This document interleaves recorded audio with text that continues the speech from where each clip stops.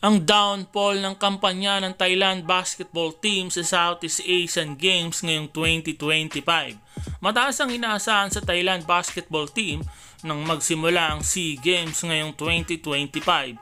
Bilang host country, dala nila ang kumpiyansa, suporta ng home crowd at pangakong ginto.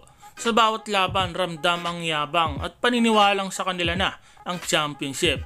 Lalo na nang magpakita sila ng dominanteng panalo sa bawat group stages. Ngunit habang papalapit ang knockout round, unti-unting nabunyag ang mga bitak sa kanilang kampanya. Sa semifinals, nagsimulang magpakita ang Thailand ng kahinaan na hindi sanay sa ganitong pressure. Ang maganda at mabilis na opensa ay naging pilit at ang depensa ay nagkagulo-gulo. At ang coaching adjustment ay medyo hindi maganda. Sa harap ng mas disiplinadong kalaban, nalantad ang kakulangan ng composure lalo na sa mga crucial moments. Ang pinakamabigat na dagok ay dumating sa laban kontra sa ating Gilas Pilipinas. Sa unang tatlong quarter, kontrolado pa ng Thailand ang laro. Ngunit sa huling yugto, bumaliktad ang lahat. Isang sunod-sunod na turnover, mintes sa free throw at matitinding tira ng Gilas na nagpatahimik sa buong arena. Ang dating may ingay na fans ay napalitan ng kaba at katahimikan. Sa huling minuto, malinaw ang pagkakaiba. Ang Gilas Pilipinas ay may puso at tapang sa ilalim ng pressure, habang ang Thailand ay bumigay sa sariling tensyon. Isang wild ending ang tuluyang nagwakas sa kanilang pangarap na ginto.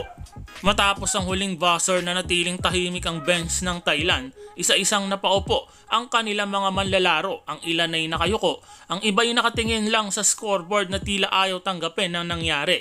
Ang laban na inaakala nilang panalo na ay biglang nabaliktad ng determinasyon at tapang ng Gilas Pilipinas. Sa locker room, ramdam ang bigat ng pagkatalo. May mga veteranong malalaro ng Thailand na tahimik lang, hawak ang tuwalya habang pinipigilan ng emosyon. Para sa kanila, hindi lang ito simpleng talo. Ito ang pagkawasak ng kumpiyansa ng mga pangakong ibinigay sa kanilang mga fans at ng pangarap na makapag-uwi ng gintong medalya ngayong 2025. Ang kanilang team captain ay nagsalita hindi para magalit kundi para ipaalala ang leksyon na ang laban ay hindi natatapos hanggat hindi tumutunog ang huling buzzer. Inamin ng ilan na napaaga ang kanilang pagdiriwang at doon sila tinamaan ng mabilis at walang awang run ng Gilas Pilipinas sa mga huling minuto. Sa mga sumunod na araw, naging mas tahimik ang mga Thai players sa social media. Ang dati napakaraming post bawat panalo ay napalitan ng simpleng mensahe at respeto sa kalaban. Ang pagkatalo sa Gilas Pilipinas ay nagsilbing wake-up call na sa international basketball sa Thailand. Hindi sapat ang talento, kailangan ng puso, disiplina at tibay ng loob. Bagamat masakit dala rin ng pagkatalong ito ang bagong simula para sa Thailand. Dahil minsan, ang pinakamalaking pag-unlad ay pagsisimula sa pinakamabigat na pagkatalo.